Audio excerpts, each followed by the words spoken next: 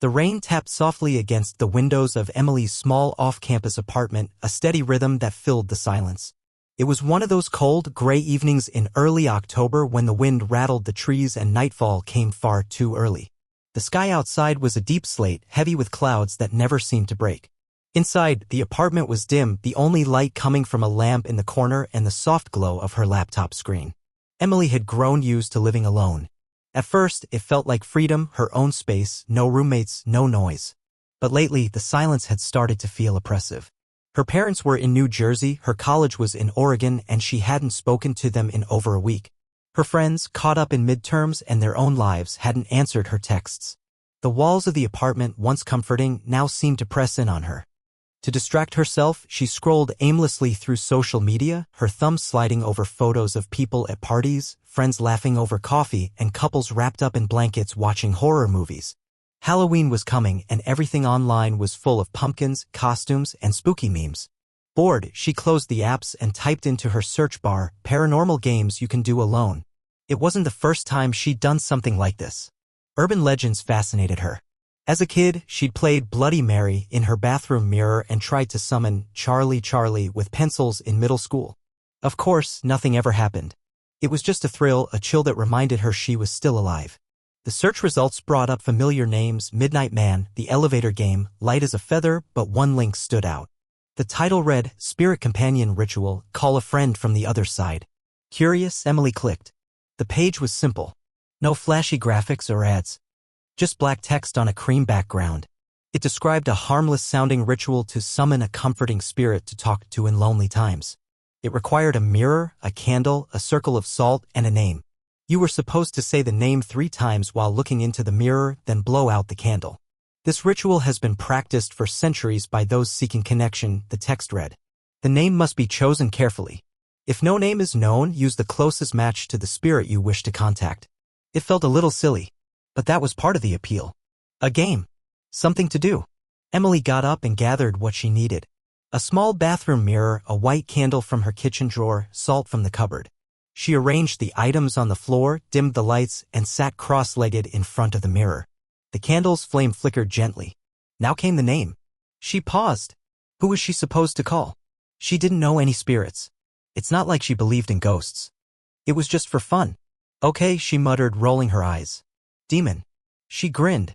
It was a joke. A placeholder.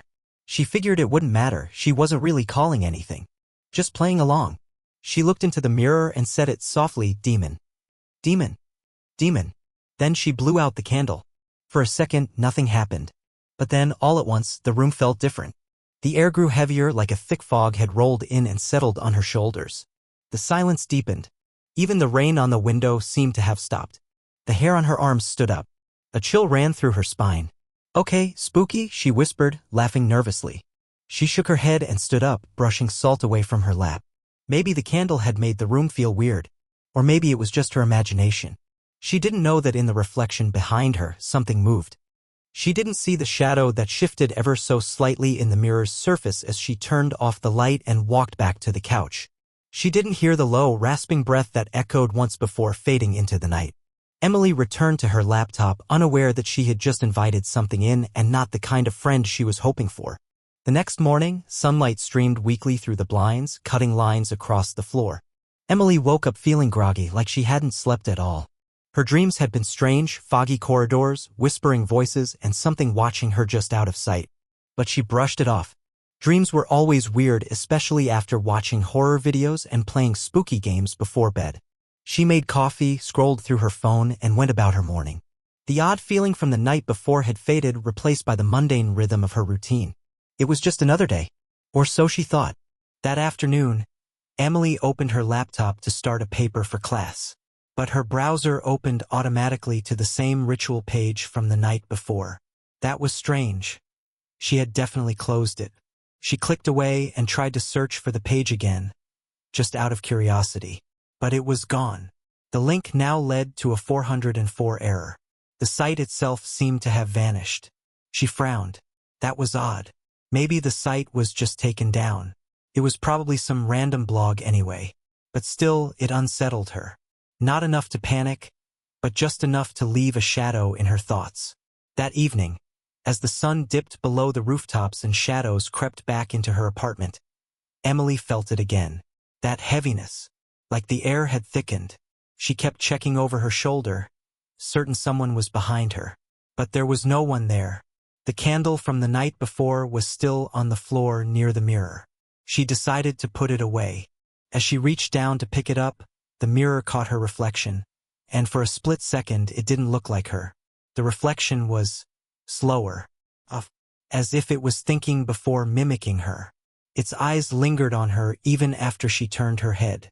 She dropped the mirror with a gasp, heart racing. It didn't break, but it landed face down on the floor. "That's enough of that," she muttered, forcing a laugh that didn't sound right. To calm herself, she called Zoe, her best friend from freshman year. But the call went to voicemail. She left a message, trying to sound casual, but her voice trembled at the end. "I think I did something stupid last night. Call me back." As night fell again, she found herself checking every corner of the room, turning on all the lights, covering the mirror with a towel. She even salted the windowsills, half remembering some old superstition about salt keeping spirits away. By midnight, Emily was curled up on the couch watching a sitcom on her laptop with the volume turned up too high. She just wanted background noise, anything to fill the silence. Then came the knock. Not on the door, but on the mirror. 3 soft knocks. She froze. Her eyes slowly turned to the towel-covered mirror across the room. It didn't move. The knocks didn't come again. Her ears were ringing from the sudden silence. She stood, heart pounding, and walked slowly toward it. "Please just be the pipes," she whispered. "Please." She reached out and lifted the towel. The mirror was empty, no reflection. Just black glass. She stared, unable to move. And then, without warning, her face appeared again, but it was smiling. A wide, unnatural grin that stretched too far. Emily screamed and threw the towel back over it, stumbling away. She locked herself in her bedroom, heart racing, every instinct screaming to leave, to run. But where? Who would believe her? She sat on her bed with the lights on, knees pulled to her chest, and tried to breathe. She thought back to the ritual instructions. It had seemed so harmless. Just a name, just a candle, a joke. But that's the thing about names. They have power. And when you say one, even as a joke, something might answer. Something that was waiting. And now it was here. Emily barely slept that night. Every creak, every rustle of wind against the window made her flinch. She kept her bedroom lamp on until morning, curling under the blankets like a child hiding from the boogeyman. The mirror in the other room remained covered, and she didn't dare step close to it. By sunrise, her nerves had dulled from exhaustion. She tried to convince herself that it had all been some kind of hallucination, sleep deprivation, anxiety, maybe even the power of suggestion. She told herself it was nothing, just a bad prank her mind had played. But then she saw the first undeniable sign. As she reached for her phone to check the time, she noticed the screen was already on. Her camera app was open. That was strange in itself, but what truly froze her blood was the gallery. There were photos she didn't remember taking. Dozens of them. All taken around 3 a.m. Blurry, dark, unfocused shots of her apartment. Corners of rooms, ceilings, the edge of her bed, and in several of them, a figure. In some pictures it was just a shadow, a blur of motion. In others it was clearer, tall, hunched, with long arms and fingers that didn't quite look human. One photo caught part of a face, pale and stretched, with a grin that mirrored the one she'd seen in the mirror. Emily dropped the phone. Her heart thundered in her chest. She backed away, staring at the device as though it might come to life. Who took those photos? Had she sleepwalked and taken them herself? But that didn't make sense. She didn't sleepwalk, and she certainly didn't remember holding her phone, let alone taking pictures in the dark. She spent the morning pacing her apartment, checking every lock and window. Nothing was broken. Nothing was out of place except for one thing. The circle of salt she had made during the ritual had been disturbed. The perfect ring now had a gap in it, as if something had dragged a finger through it, or stepped across it. Emily cleaned everything up, threw the mirror into the closet, dumped the salt, and lit every candle she could find in her apartment. Not for the ritual. For light. For comfort. But the sense of dread didn't go away. Later that afternoon, she sat on the couch, trying to focus on her coursework. She played music on low volume and avoided every mirror in the house, including her phone's selfie camera. She had never felt this level of fear, like something was just out of sight, just out of reach, waiting for her to be alone, to slip again. Around 4 p.m. her phone buzzed. It was a text from Zoe. "Hey, sorry I missed your call." "What do you mean you did something stupid? You okay?" Emily hesitated. She didn't want to sound crazy, but she needed to talk to someone. She replied, "I did some dumb mirror ritual thing. Thought it was a joke. But weird stuff's happening. Photos appeared on my phone. Shadows. Whispers. I don't know. I think I called something." The typing bubble appeared, then disappeared, then appeared again. Finally, Zoe replied, "Sounds like a dream. Maybe you're just stressed? That stuff's not real, Em. You probably scared yourself." Emily sighed. She couldn't blame Zoe. She would have said the same thing just a few days ago. She set the phone down and rubbed her temples. Then she heard it. A soft scratching noise. Slow. Deliberate. Coming from the inside of her closet where she'd thrown the mirror. She stared at the door, her breath caught in her throat. Scratch. Scratch. Scratch. Something was in there. She stood up, every nerve on fire. She grabbed a chair and wedged it under the doorknob, backing away like the closet might explode open any second. The scratching stopped, but only for a moment. Then came a whisper, just loud enough for her to hear. "I see you," Emily screamed. She ran out of the apartment, barefoot, leaving everything behind. She didn't stop until she was in the street, trembling under the gray sky, cars passing as if nothing was wrong. People stared. A few asked if she was okay. She nodded, lying, saying it was just a panic attack. But deep inside she knew. This wasn't a game anymore. Whatever she had called, it wasn't done with her yet. Emily didn't return to her apartment that night. Instead, she booked a cheap motel on the other side of town using the last bit of money on her debit card. The room was old, damp-smelling, with flickering fluorescent lights and a stained mattress, but it was better than staying where it might be.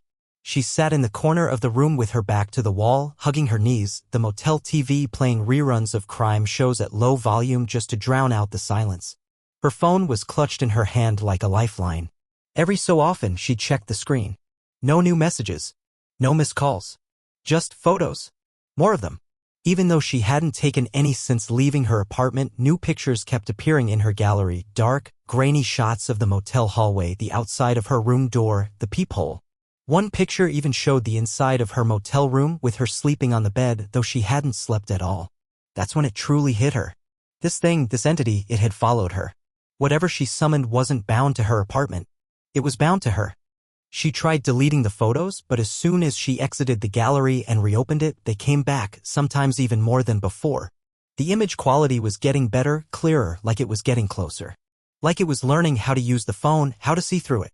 Desperate, she turned the phone off and tossed it under the bed. Then she locked the door, bolted the chain, and checked the closet, the bathroom, every dark corner. Still, she couldn't shake the feeling that something was there watching. She turned all the lights on and sat under the buzzing lamp above the nightstand. For a moment it was quiet, until she heard the whisper again. This time it wasn't in the closet.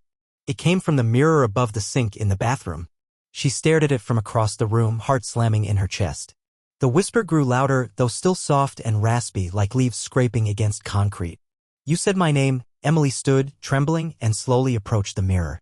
Her reflection looked normal, until it blinked. When she didn't, she gasped and backed away. The reflection grinned. It began to move on its own, raising a hand that Emily had not lifted. It reached out as if trying to push through the glass.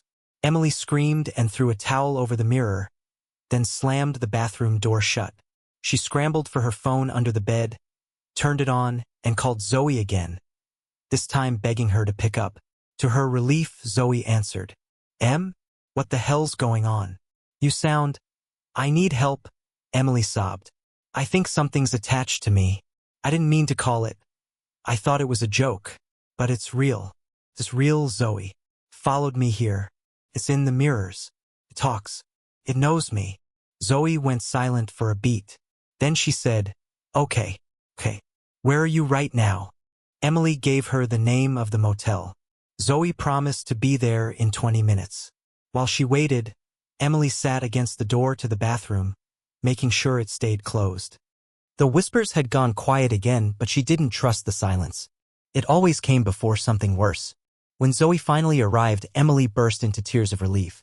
She ran to her friend and hugged her tightly, not even caring how crazy she must have looked.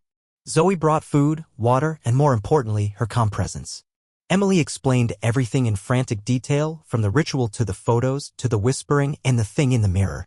Zoe listened, unsure but supportive. Maybe you opened something you shouldn't have, Zoe said slowly. And if that's true, maybe we can find a way to close it. Emily wiped her face. How? I don't even know what I invited. Zoe hesitated, then pulled out her phone. I know a guy. He's weird? Into the occult. He might know what to do. I'll message him. Emily nodded, gripping her friend's hand tightly. Because now, more than ever, she knew the truth. She had made a mistake. And the demon she had called wasn't planning to leave. The motel room was dim again. Emily had unplugged the bathroom mirror light, covered every reflective surface, and even drawn the motel curtains shut with a safety pin and duct tape. But nothing could keep the darkness from creeping in. Zoe was sitting on the edge of the bed, texting quickly, occasionally switching apps as she communicated with her friend, the weird occult guy. Emily, meanwhile, paced the room like a trapped animal. The silence felt heavier than usual, like something unseen was pressing against the walls.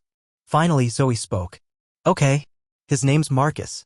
He said he's seen stuff like this before, mirror entities, accidental summoning. He called it a named demon. Emily stopped pacing. A what? Zoe read from her screen. A named demon. Basically, certain rituals don't summon a specific demon, they send out a call. And whatever responds, responds. These things aren't bound by a particular form or rule. They latch onto intention, curiosity, even sarcasm. Emily sat down slowly. So just by saying the name, you gave it permission, Zoe finished. Emily buried her face in her hands. I didn't even believe it was real. Zoe continued reading. Marcus says these entities aren't like ghosts or spirits. They don't haunt a place. They haunt people. And once they know your name, they learn you. Attach to your patterns. Feed off your fear. Emily felt sick. So what do I do? He says you need to reverse the permission. Undo the invitation. You have to say its name backwards, exactly how you said it the first time, and perform a sealing ritual before it fully takes hold. Emily blinked. What was the name I said? Zoe looked up. You don't remember? Emily hesitated. It was something dumb. I laughed right after. I think it was like Nerith or Theron. I said it as a joke. I don't remember. Zoe's expression darkened. You have to remember. Otherwise, we can't seal it. Marcus says if it roots itself too deeply, you become its anchor. And then you don't get it out. Ever. Emily sat in silence. Her mind replayed that night. The candle. The words. The mirror. Nerith, she whispered. No, Theron. No, it was Erasal? Zoe searched the names, tried them backward. Zoleri, she said. Does that sound right? Emily froze. The temperature in the room dropped. Zoe looked up, realizing it too. The light bulb flickered. Then a whisper slithered through the silence. You remembered me, Emily screamed, clutching her ears. Zoe's phone flew out of her hands and hit the wall with a loud snap. The lights died. The room plunged into darkness. Emily scrambled to the nightstand, flicking on the flashlight she'd kept nearby. The beam trembled in her shaking hands as she pointed it toward the bathroom. The door was open. She was sure she had closed it. Inside, the mirror was uncovered. In it, not her reflection, but its pale, smiling eyes wide with hunger. Its long fingers pressed against the inside of the glass like it was ready to push through. Emily turned away, choking on a scream. We have to say it backwards, Zoe shouted. The name. Say it with me. Together, they said it, Zoleri. The mirror cracked. They said it again. Zoleri. The whispering grew louder, angry. The lights flickered violently. Zoe grabbed the salt they'd brought from a nearby gas station, pouring a circle around the room while Emily kept repeating the name. Zoleri. Zoleri. Zoleri. A sharp cry echoed through the motel room, a guttural, inhuman wail that made their bones shake.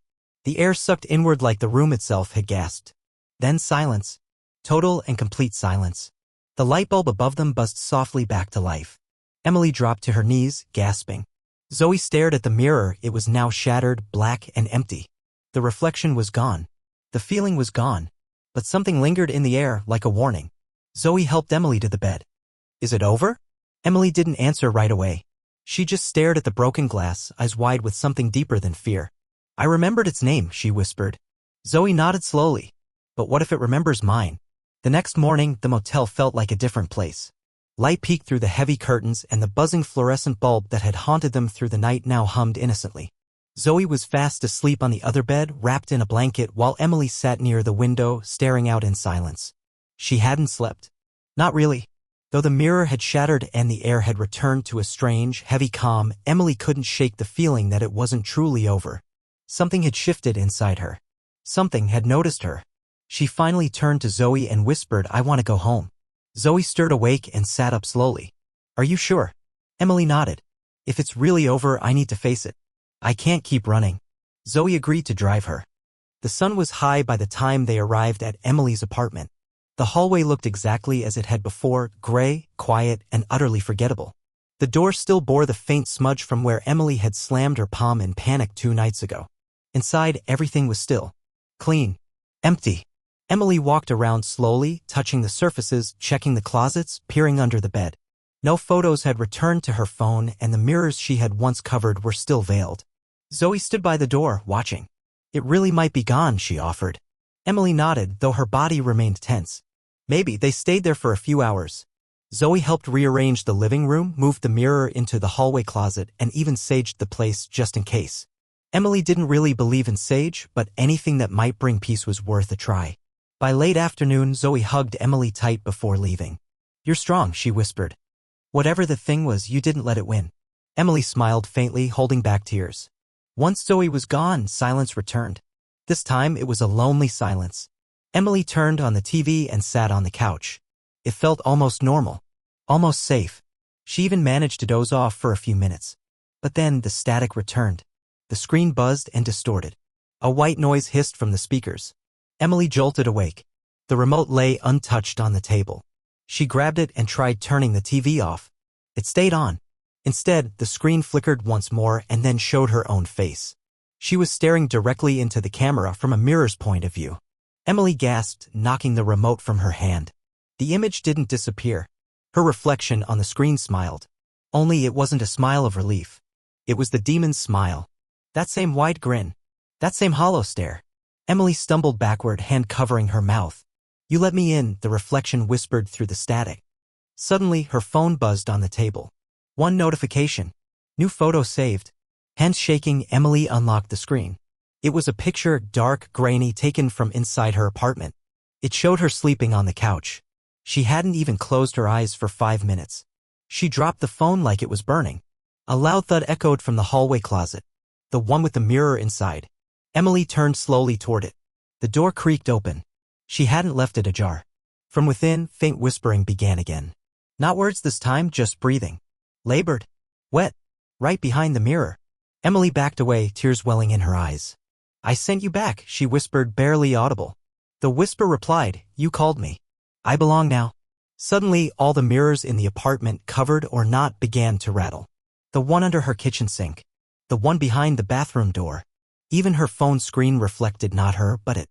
Emily screamed, grabbing her keys and running for the door. But the knob wouldn't turn. Her reflection stood on every surface, in every glass, smiling with triumph.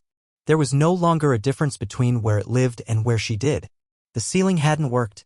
Because she hadn't just spoken its name. She'd believed in it. And belief is the true invitation. Emily sat curled in a corner of her living room, all the lights on, her phone flashlight aimed at every dark surface. She hadn't moved in hours, barely breathed. Every creak in the walls, every flicker of a shadow made her jump. Zoe wouldn't answer her texts. Her calls went straight to voicemail. Maybe she was busy. Or maybe. Emily didn't let herself finish the thought. She stared at her phone again. The last photo, her, asleep, mouth slightly open, arms folded, still sat in her gallery. She hadn't deleted it. She couldn't. Because when she tried, it simply came back. She had even tried factory resetting her phone. Twice. But the picture always reappeared, sometimes in the middle of the night, sometimes with the timestamp changed. And sometimes there was more than one version. Same scene. Same couch. But in each new image, something moved closer. A blur. A shadow. A figure. Now, the last photo had a clear silhouette standing behind her. Its face just barely visible over her shoulder. And the worst part? That silhouette looked like her. Not quite, though. The smile was wrong. The posture was off. Like someone had watched her long enough to wear her skin, but never truly understood how to move inside it. Desperate, Emily tried to retrace her steps. She searched online forums, occult Reddit threads, even reached out to Marcus, the expert Zoe had mentioned. He finally responded. "If the ceiling failed and you didn't banish it correctly, it's not following you anymore. It's with you." Emily messaged back frantically. Then how do I get it out? How do I reverse it? Minutes passed. Then a reply, you can't. You've already made the pact. Emily stared at the message. Pact? She hadn't signed anything. She hadn't offered blood. She hadn't lit candles with an ancient tongue. All she did was say its name. Was that really all it took? Marcus answered again as if reading her thoughts. Intent binds stronger than ritual. If you called it from a place of belief even for a moment, that's enough. You asked something to prove it was real. And it did. She had. That night when she said the name and laughed, a tiny part of her had wanted something to happen. Just to prove she wasn't crazy. Just to break the boredom. And now? She'd opened the door and never closed it. Emily stood in front of her bathroom mirror, now cracked from top to bottom. She stared at her reflection. It blinked a split second after she did. Her own movements copied, not mirrored. Her own eyes, darker than they should be. Who are you? She asked quietly. The reflection tilted its head. Then smiled. You. Suddenly a flood of memories hit her. Moments that didn't feel like her own. Dreams that weren't dreams. Times she blacked out for minutes. Once she'd found dirt on her feet after waking up. Another time she smelled sulfur in her bedsheets. She thought she was going mad. But now she realized it had been taking turns. Not possessing her, but sharing her. An invisible, unspoken pact. It didn't need full control. It just needed presence. A sliver of awareness.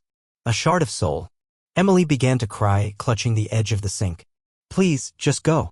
The mirror didn't move. Her reflection didn't plead. Instead, it whispered, you wanted to see what I was. Now I want to see what you are.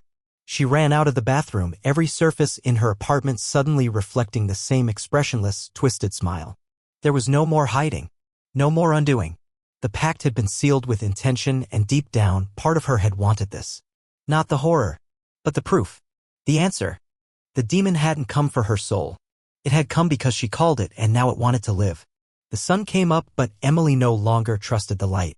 It no longer meant safety. She hadn't slept. She didn't even try. The apartment was silent, still, normal to anyone else, but not to her. Every wall held echoes. Every reflection twisted just a little too long. Even her shadow, at times, seemed to move independent of her body. The demon didn't torment her like it had in the beginning. There were no jump scares now. No sudden noises, no flickering lights. Instead, it watched. It waited.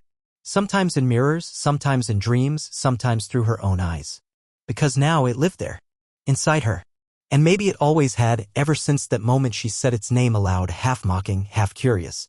That sliver of belief had cracked open something far older and hungrier than she ever imagined. Emily didn't tell anyone else. Not Zoe. Not Marcus. She stopped reaching out. What would she say? I accidentally let a demon into myself because I didn't take it seriously? No one would believe her. Or worse, they would, and then they would start seeing it too. She couldn't risk that. So she adjusted. She went back to work. Smiled. Laughed. Pretended. But at night, when she stood in front of the mirror to brush her teeth, she never looked herself in the eyes. Because sometimes her reflection still moved a moment too late. Weeks passed. Emily stopped checking her phone gallery. Stopped using mirrors. She changed her apartment layout to avoid reflections and hung blackout curtains to keep the shifting shadows at bay. But that didn't stop it. Because the demon had learned. It didn't need mirrors anymore. It had Emily's face now. Her memories. Her voice. At the grocery store, once she heard someone call her name and turned to see herself. Not in a mirror. Not in a reflection. But in another aisle. Just standing there, smiling. The moment she blinked, it was gone. Was it real? Or just her mind breaking apart? Maybe both. Because the line between her and it blurred more with each passing day. She began to feel its emotions. A hunger, not for food, but for experience. It wanted to know things. To see through her eyes, walk in her skin. Sometimes it whispered names of people she passed on the street. Sometimes it made her remember things she had never done, memories that didn't belong to her. Once, during a meeting at work, she zoned out. Came back to her senses 20 minutes later with everyone looking at her strangely. She had apparently spoken. Giggled. Answered a question she didn't hear. Even cracked a joke. And none of it sounded like her. Zoe texted later that night asking if everything was okay. Emily stared at the message for a long time. Then replied, I'm fine. Just tired. A lie. A safe lie. The truth was she wasn't sure who had sent the message, her or the thing wearing her face.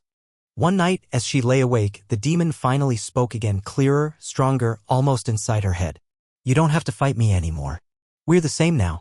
Emily didn't reply, but inside she wondered if maybe it was right. Maybe the moment she believed, the moment she invited it in, something inside her had agreed. Had accepted the trade. Proof in exchange for peace. Knowledge in exchange for normalcy. The truth is, the demon didn't take anything from her. It simply filled a void that was already there. And now? They lived together. One body. Two minds. A quiet agreement. She would go about her life, pretend everything was normal, and in return it would let her be mostly herself. But every now and then when the world grew too quiet, or the light caught her eye just right, she'd remember, she wasn't alone. And never would be again. 15.